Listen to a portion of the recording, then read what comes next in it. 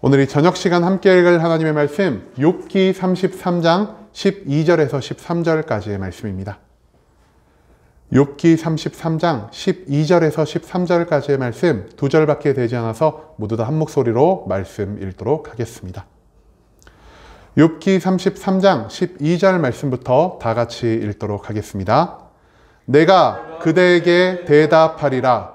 이 말에 그대가 의롭지 못하니 하나님은 사람보다 크심이니라.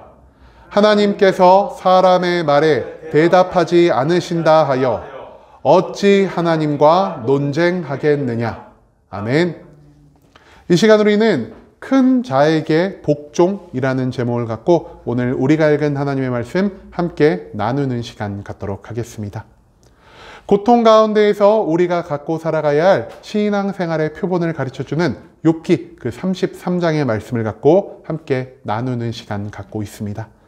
오늘 본문 말씀 가운데서 우리는 하나님께 온전한 복종을 요구하는 엘리후의 말에 대해서 발견할 수가 있게 될 것입니다. 그렇다면 왜 엘리후는 욥에게 하나님께 무조건적인 복종만을 원하고 있는지 오늘 본문 말씀 한 절 한 절 찾아보며 함께 알아보는 시간 갖도록 하겠습니다.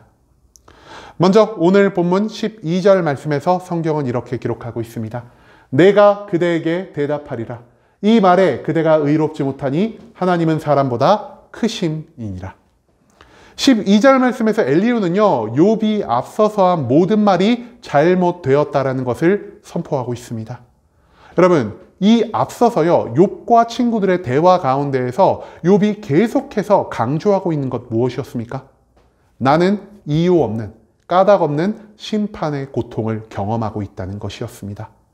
왜 욥이 그런 말을 할 수가 있었을까요? 욥은요, 하나님이 미워하시는 모든 죄에서 멀어진 삶을 살아갔고요.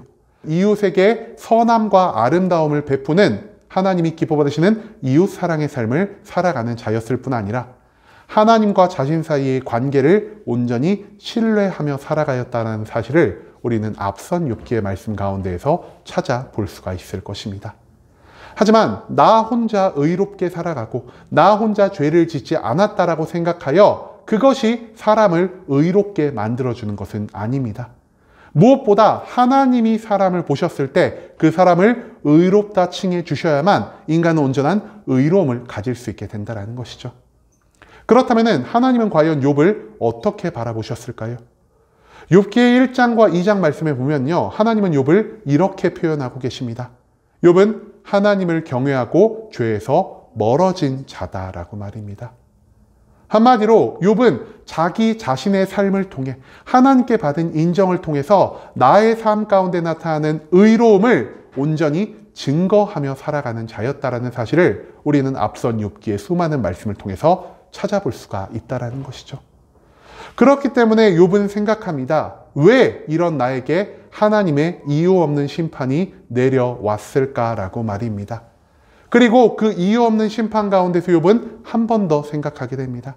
내가 죄를 지었기 때문도 아니요, 내가 하나님이 미워하신 일을 했기 때문이 아니라 이 이유 없는 심판에는 하나님의 특별한 목적이 존재할 것이다라는 것을 욥이 깨닫기 시작했다라는 것이죠. 하지만 여전히 욥은요, 하나님의 그 특별한 계획이 무엇인지, 그리고 나에게 닥쳐오니 이유 없는 고난이 언제 끝날 수 있는지를 도무지 알지 못하는 자였습니다. 그렇기 때문에 그 모든 고통 가운데에서 욥이 선택한 한 가지 방법 무엇이었습니까? 욥은요, 하나님께 탄식함을 통해서 계속 하나님을 보며 기도하였고요. 그 기도를 통해서 하나님의 뜻과 계획을 내가 조금이라도 알려 하는 이 매일매일의 노력을 멈추지 않았다는 것을 우린 또한 앞선 욥기의 말씀 가운데에서 찾아볼 수 있을 것입니다. 하지만 욥의 이와 같은 모든 말을 들은 엘리후는요, 욥에게 어떤 반응을 보이고 있습니까? 이 12절의 말씀을요, 조금 더 간단하게 요약을 해볼까요? 욥, 너는 그런 식으로 말하는 것 자체가 문제야. 하나님은 인간보다 위대한 분이셔라고 엘리후가 욥에게 선포하고 있다는 것입니다. 엘리후는요, 욥이 과거에 어떤 삶을 살아갔는지에 대해서 전혀 관심이 없는 자입니다. 또한 엘리후는요, 하나님이 욥을 어떻게 바라보셨는지에 대해서도 전혀 관심이 없는 자입니다. 엘리후가 지금 아는 것은 무엇입니까? 욥이 심판의 그 상황 가운데 놓여 있다는 것. 엘리후는 지금 그것만을 바라보고 있다는 것이죠. 엘리후는 이렇게 생각합니다. 하나님은 우리보다 권위가 높으신 분이시다. 그렇기 때문에 이 인간이 하나님만큼 권위가 높아질 수 없다면 우리는 무조건적으로 나보다 높은 권위를 가진 하나님께 복종하며 살아가야 한다라고 말입니다.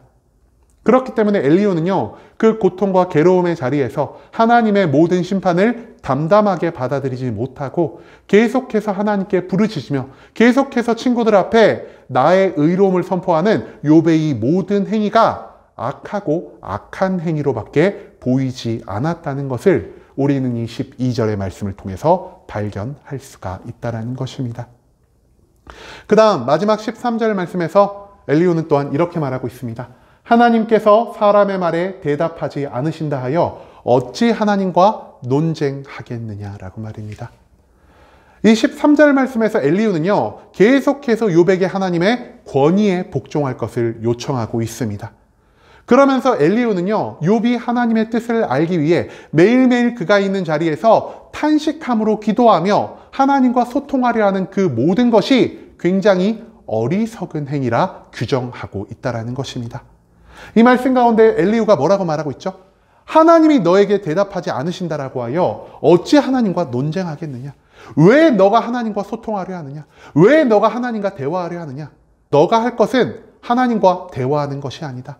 하나님이 너에게 내려주신 것을 있는 그대로 받아들이는 것, 그것만이 너가 할 수 있는 유일한 발버둥이다라고 엘리후는 욥에게 선포하고 있다는 것입니다. 우리가 생각하기에 고통 가운데 기도하는 것은요, 너무나 자연스럽고 너무나 당연한 일입니다. 그런데 엘리후가 보기에는 그게 악한 일로 그의 눈에 비치게 되었다는 것을 우리가 이 13절 말씀 가운데에서 찾아볼 수가 있다는 것입니다. 그렇다면 엘리후는 왜 욥이 하나님께 기도하고 하나님과 소통하려는 이 모든 형태를 악하고 악한 것으로 규정하고 있는 것일까요? 앞서도 말했지만 하나님의 권위가 인간보다 훨씬 더 높으시기 때문입니다. 그리고 인간은 나보다 높은 권위를 가지신 하나님께 어떠한 불평도, 어떠한 불만도, 어떠한 소통과 논쟁도 하지 않고 하나님이 나의 삶 가운데 내려주신 모든 것들을 그대로 수용하며 그대로 복종하며 살아가야 한다는 것이 바로 엘리후가 가지고 있는 의견의 근간이었다는 것이죠. 문제는요, 엘리후가 말하는 이 권위에 복종해야 한다는 것이 꼭 하나님께만 적용되지 않을 수도 있다는 것입니다. 나보다 누군가의 권위가 높다라고 해서 무조건 그 권위에 복종하고 내가 그 사람에게 아무 말도 할 수가 없다면 우리는 나보다 강하고 권위가 높은 세상의 세력에도 무조건 복종해야 할 것이요, 나보다 권위가 높고 나보다 힘이 훨씬 더 강력한 악한 세력의 역사 가운데에도 그 모든 것들을 받아들이며 살아갈 수밖에 없다는 것을 엘리후는 생각하지 못하고 있다는 것이죠. 나보다 높은 하나님의 권위에 복종해야 한다는 것, 얼핏 보면은요, 그 말에 전혀 틀린 것이 없어 보입니다. 하지만 성경의 모든 말씀이 강조하는 것은 무엇이냐? 단순히 너보다 높은 권위에 절대적으로 복종하라가 아닌 하나님의 성품이 무엇인지를 알고 그 성품을 가지신 하나님께 온전히 복종하며 살아갈 것을 하나님은 우리에게 요청하고 계신다라는 것입니다. 여러분, 우리는요, 방금 말씀드린 것처럼 하나님의 권위에 복종하며 살아가야 합니다. 하지만 엘리후는요, 그 하나님이 어떤 분이신지, 어떤 성품을 가지고 계시고 이 땅 가운데서 무엇을 이루고자 하신지에 대해서는 전혀 관심이 없는 자였다는 것이죠. 엘리후가 구분짓는 것은 딱 두 가지였습니다. 이 사람이 권위가 있는 존재이냐, 이 사람이 권위가 없는 존재이냐 하는 것이었다는 사실이죠. 하지만 우리가 수많은 성경 말씀 가운데에서 배울 수 있는 것 무엇입니까? 이 세상 누구와도 비교할 수 없는 최고의 권위를 가지고 계신 하나님이요, 그 성품 가운데 자비와 긍휼을 가지고 계신다는 사실을 우리는 기억할 필요가 있다는 것입니다.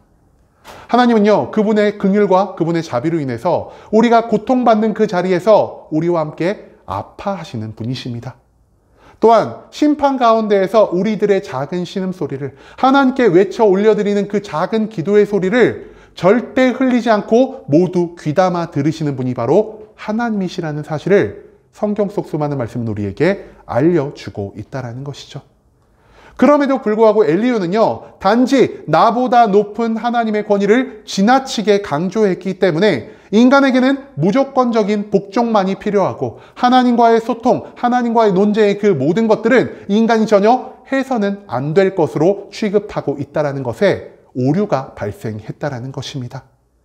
중요한 것은요, 엘리후가 욥에게 지나치게 강조한 것이 나보다 높은 권위를 가진 무언가에 복종을 해야 한다는 것이지, 나보다 높은 권위를 가지신 하나님의 자비와 긍휼의 성품에 복종하라는 것이 아니었다는 사실에 우리가 조금 주목할 필요가 있다는 것입니다. 여러분, 그렇다면 하나님의 성품을 고려하지 않고 단순히 권위에 따라서 우리가 복종하는 것이 왜 우리의 인생 가운데 문제를 만들어낼 수밖에 없는 것일까요? 이 세상에는요, 하나님 외에도 우리보다 권위가 높은 사람들이 너무나 많이 존재합니다. 한 공동체에 있다면요, 그 공동체의 리더가 나보다 권위가 높은 자일 것이고요. 내가 어느 회사에 소속이 되어 있다면 그 회사의 사장님이 나보다 권위가 높은 자가 될 것이고요. 이 한국에서 살아간다면 한국에 있는 국회의원들, 한국에 있는 대통령들이 나보다 권위가 높은 사람일 것입니다. 그런데요, 그 사람들이 나에게 어떤 명령을 하든 내가 아무런 불평불만하지 않고 그 사람의 모든 권위에 절대적으로 복종하는 것, 그 사람의 말이 옳은지 그른지 알지를 못하고 그 사람이 나에게 무엇을 말하는지에 대한 그 의도를 알지 못한 채에서 무조건 복종하는 것이 옳은 일이라고 할 수 있겠습니까? 그런 것은요, 옳은 일이 아니라 멍청한 행동이라고도 할 수 있을 것입니다. 그뿐만이 아닙니다. 이 세상에는요, 하나님 말고 하나님보다 권위는 낮지만 인간보다 훨씬 더 강한 능력, 강한 지혜를 가진 존재가 하나 더 존재하고 있습니다. 바로 공중 권세를 장악하고 있는 사탄의 세력이 우리보다 훨씬 더 높은 권위를 가지고 있다는 것입니다. 그렇다면 우리가 그 사탄의 권위에 온전히 복종해야 하겠습니까? 절대 그래서는 안 된다는 것이죠. 문제는 무엇이냐? 우리가요, 사탄의 권위와 하나님의 권위, 사탄의 능력과 하나님의 능력을요, 온전히 분별하며 살아가지 못할 때가 너무나 많다라는 것이죠. 그렇기 때문에 제가 월요일에도 말씀드렸는데요, 고린도후서 11장 14절의 말씀에서 성경은 이렇게 기록하고 있습니다. 사탄도 자기를 광명의 천사로 가장하느니라 라고 말입니다. 즉, 사탄과 하나님의 영적인 일함을, 사탄과 하나님의 영적인 권위를 우리가 온전히 분별하지 못하기 때문에 단순히 우리가 나보다 권위가 높은 어떠한 존재에 복종을 하게 된다면 우리가 복종하는 그 대상이 하나님이 아니라 멸망과 저주와 심판의 영인 사탄에게 복종하며 살아갈 수도 있게 된다는 사실을 우리가 또한 생각해 볼 필요가 있다는 것입니다. 그렇기 때문에 우리는요, 단순히 우리보다 권위가 높은 자에게 복종해서는 안 될 것입니다. 우리가 믿고 우리가 순종할 가치가 있으신, 즉 자비와 긍휼의 하나님께 온전히 순종하며 사는 것을 성경은 우리에게 가르쳐주고 있다는 사실, 그것을 또한 우리가 오늘 본문의 전체적인 내용을 통해서 반드시 잊지 않을 수 있기를 소망합니다. 이제는 내가 믿고 의지하는 그 권위 있는 하나님이 어떤 분이신지를 우리가 먼저 생각해 볼 수 있기를 원합니다. 하나님은요, 단순히 높은 권위와 능력을 가지고 인간과의 소통을 거부하며 이 세상을 자기 마음대로 움직여가는 악한 신이 아니라는 것을 우리는 수많은 말씀을 통해서 찾아볼 수가 있다는 것이죠. 하나님은요, 자비와 긍휼의 성품을 가지신 분이십니다. 그리고 그 성품을 가지고 이 세상에 자신의 뜻과 계획을 사용하기 위해서 인간을 통해 인격적인 방법으로 인간과 합력하여 일하시는 분이라는 사실을 오늘 본문 말씀에서 우리가 기억할 필요가 있다는 것이죠. 우리가 따라야 할 것은요, 단순히 우리보다 권위가 높은 존재가 아닌 자비와 긍휼을 가지신 절대적인 위엄의 하나님이라는 사실을 우리가 절대 잊지 말아야 할 것입니다. 이제는 내가 믿는 대상의 권위 자체보다 그 대상이 가진 성품을 먼저 바라며 나아갈 수 있는 순복음 함께하는 교회 모든 성도님들이 될 수 있길 간절한 마음으로 소망하겠습니다.